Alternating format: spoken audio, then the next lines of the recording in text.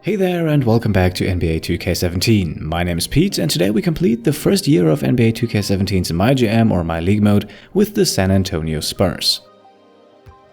The Spurs are a team in a somewhat interesting position. They are still one of the powerhouses in the Western Conference, and that is largely thanks to Kawhi Leonard. However, a few question marks arise when it comes to the future of the team. Superstar Tim Duncan already retired last year. This season it is more than likely that Manu Ginobili follows, and former All-Star point guard Tony Parker is also on the decline.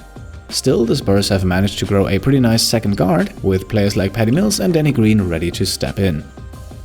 And I think let's have a closer look at what the Spurs have to offer. At the point guard you have 34-year-old Tony Parker as your best player, although just barely. Parker is still on a guaranteed contract for this and the next season, but he is getting somewhat old and Patty Mills is more than ready to take his spot. For the moment, the two of them work nicely alongside each other, while the Spurs have already begun growing another young guy in DeJounte Murray. Ideally, Parker stays healthy and with the team for the next 2 seasons, and then allows the combination of Mills and Murray to take the reins at point guard. Then at the shooting guard, the situation is fairly similar. 39-year-old Manu Ginobili is technically your best player, but he is very likely retiring after the season, which would free up the starting spot for 3-and-D specialist Danny Green. You might already decide to start Green right away, since understandably there are some injury concerns with Ginobili. Currently a third and potentially a second option down the line would be Jonathan Simmons, who is once again a 3-and-D type player. Despite only being in the league for 2 seasons, Simmons is already 27 years old, but that makes him fit right in with guys like Green and Mills. For the sake of completion, we should also mention Bryn Forbes here. However, in the current rotation, Forbes will likely not receive playing time. Should one of your guys go down, then Forbes could step in as a solid catch-and-shoot guy, but for the moment his role with the team will be limited. And now we come to the true superstar in San Antonio, Kawhi Leonard. Leonard is probably the sole reason why the Spurs are as good as they are right now, and I oftentimes need to be reminded that the guy is only 25. Make no mistake about it, Leonard is your core piece for the future, a future that might have room for a few more superstars, because Leonard is actually on a fairly cheap contract for a player of his caliber. Now, Leonard will play heavy minutes of course, but a backup can't hurt either, and on first sight that might be one of the smaller issues in San Antonio, since there is a noticeable gap between Leonard and Kyle Anderson. If you're not happy with Anderson as the backup, you could plug Jonathan Simmons into his spot, but considering the fact that Ginobili might retire soon and you need a backup shooting guard as well, that is only a short-term solution. We'll get into those problems and how to possibly solve them in a bit. For the moment though, let's continue down low. Lamarcus Aldridge is not only your highest paid player, but also your clear-cut starter at the power forward. Aldridge had a pretty disappointing playoff run a while ago, but in 2K17 he is still an elite level power forward. He is locked down for at least this and the upcoming season, then he has a player option coming up, and that is probably the point where you should think about his future with the team. Behind him you have David Lee, who maybe has a higher rating than he should have, but if you take over the Spurs in MyGM mode, then Lee is a welcome addition to the frontcourt rotation. Keep in mind though that Lee is 33 years old and has a player option coming up, so you might want to look for a younger alternative soon. That alternative could be Davis Bertans, however, just like with Anderson at the small forward, his rating might just be a bit too low for the moment. Last but not least, the center position, where for at least one more season you have the services of 36-year-old Pau Gasol. With Gasol there is a lot of uncertainty. 36 is definitely an age where players might decide to hang it up, but Gasol also has a potentially very lucrative player option for the next season. Keep in mind that he is not going to get any better, and there are some arguments to be made to remove the risk that his player option poses. Dwayne Dedmon then fills perfectly into the age and skill range of guys like Mills, Green and Simmons, and he could be a solid replacement for Gasol, that is if you can keep him long term, because he also has a player option coming up, however one that he might decline to test his value in free agency. And finally, your third option at the center is Joel Anthony, however it is pretty safe to say that he's only there to fill a roster spot. So, all in all, a very interesting scenario the Spurs are in. Apart from Leonard, all of their true stars could be gone within the next 2 seasons, and so creating or bringing in new stars becomes one of the key challenges. If we want to bring in someone new, we need to make some room for him, both on the roster and in cap space, so let's have a look at who comes off the books once the season is over. Your 2 most pressing issues are definitely Patty Mills and Jonathan Simmons. Mills can be signed to an extension, and that is something that might be worth doing, while Simmons becomes a restricted free agent that you might be able to bring back with a qualifying offer. And just for your calculations, that qualifying offer will be worth roughly $1.6 million. Ginobili and Anthony then are pretty much no-brainers. Ginobili might retire, and if he doesn't, there's really not much use in re-signing a 40-year-old shooting guard, while Anthony, well, a 65 overall won't get you very far. Now, what initially looks like a fairly manageable situation becomes a bit more complicated once we have a look at the options. The one that sticks out is definitely the $16 million player option on Pau Gasol, and that is something to think long and hard about. Both Dedmon and Lee also have a small player option coming up each, however, I would consider both of those options below market value, so be prepared for at least Dedmon to decline his option.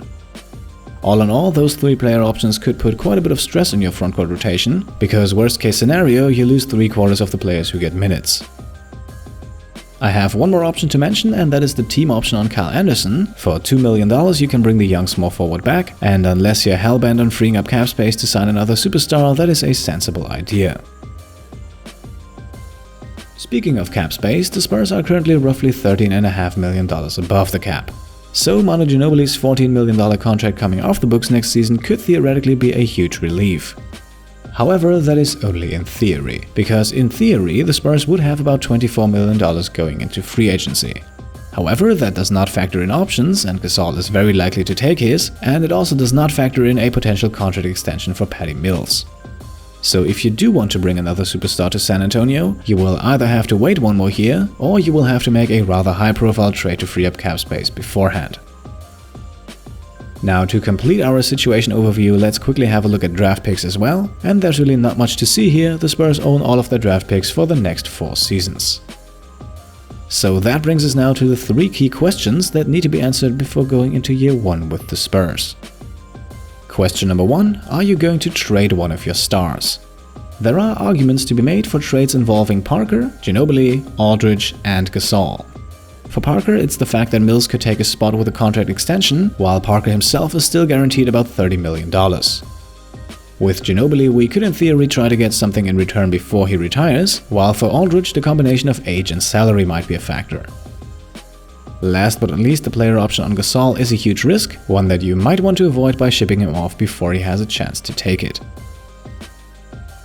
Question number 2. Rebuild or go for another star?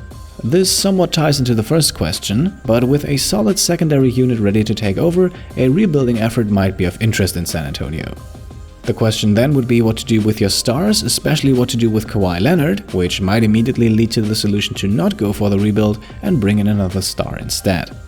For that to work, however, you need to remove some contracts, and we're back at square one. Ultimately, if you just want to let things play out and then see what your options are in the off-season, then you are severely reducing the possibilities you have in San Antonio, and you're putting a lot of things on one card, and that would be the player option of Pau Gasol. So think for a while about how you want the team to look for the next few seasons, and then have a look at who might need to leave to make that vision come true. And question number 3, which position do you have in mind for Jonathan Simmons? Simmons is currently listed as a 2-guard with the small forward as his secondary position. However, he actually does get a small rating increase if switched to small forward entirely, which might also make sense considering the backup situation there. Long term, however, you will likely need another player, either at the 2 or the 3, and the decision regarding Simmons will have a strong influence on who you might want to target. At this point, by the way, a quick note on the side, I switched him to small forward simply because I couldn't resist the rating increase, and with Green and Ginobili we're set at the shooting guard at least for one season. Now, one last thing before we get into the moves, a quick look at the untradables in San Antonio. And I already mentioned this earlier, this depends largely on your overall strategy, so for that reason Parker, Ginobili, Aldridge and Gasol are not listed here. The players that are listed are, of course, Kawhi Leonard, but at least with his current contract, Jonathan Simmons as well. At least in 2K, I would strongly advise putting Aldridge on the list as well, but if you look ahead at the long-term future of the team, then these two guys could play an important role. And now, without any further ado, let's jump into it. Here are 3 moves to make in NBA 2K17's MyGM or MyLeague mode with the San Antonio Spurs. Move number 1, we are going to trade David Lee for a younger big man. We start with a somewhat low-profile move, a move that targets one of the most problematic situations on the roster. With Aldridge, Lee and Gasol, 3 of our rotation big men are in their 30s, and so with this move we are trying to get some youth back on the roster.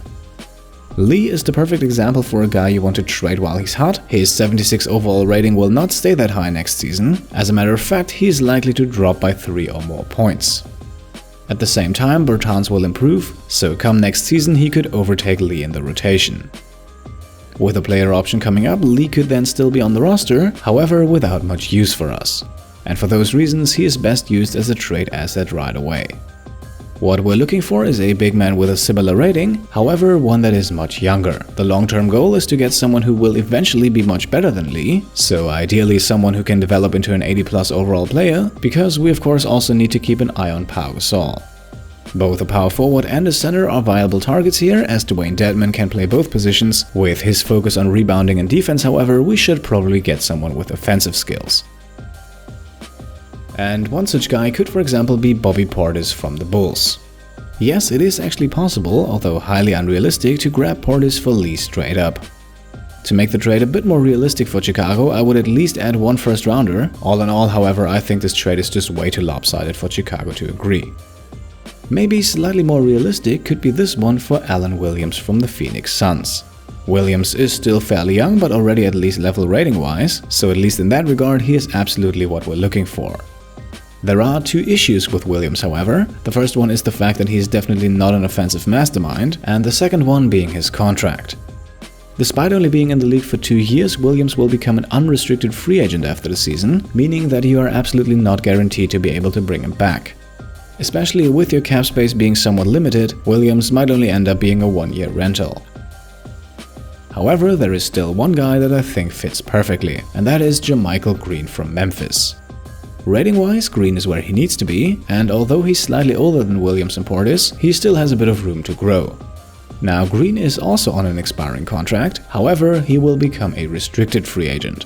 Other than that, he's an excellent shooter for his size, and he can rebound fairly well, so he works perfectly as a stretch big. However, Lee for Green straight up is highway robbery at best, so I added 1 first and 2 second-round draft picks to make the trade a bit more realistic. With this first move done, Green can now replace Lee in the rotation, and we can move on to move number 2. And move number 2 will be to re-sign Patty Mills as soon as possible.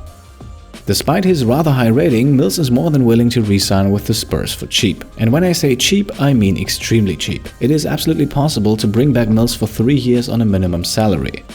And even if he wants a bit more than that, you will likely not end up spending more than 2 or 3 million a year.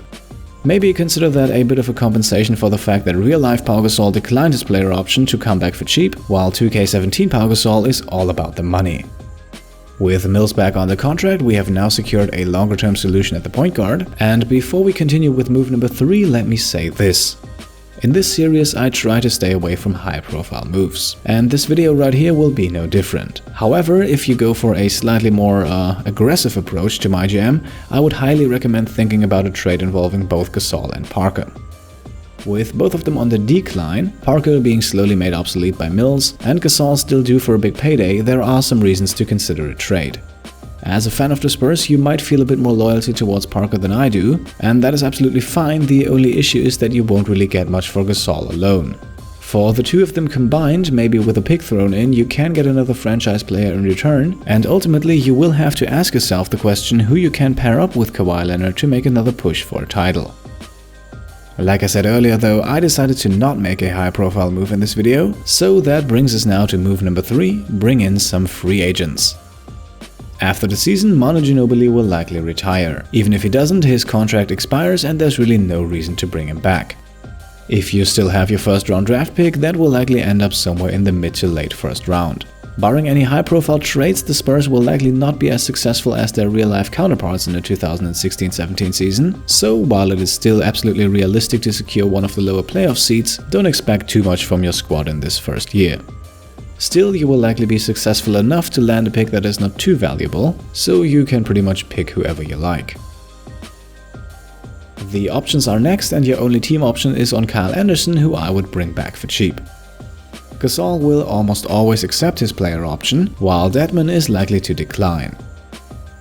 Then you will have 1 or maybe even 2 restricted free agents depending on your trades, and I would definitely extend the qualifying offer to Jonathan Simmons, and if you followed my move and grabbed JaMychal Green, then I would do the same for him.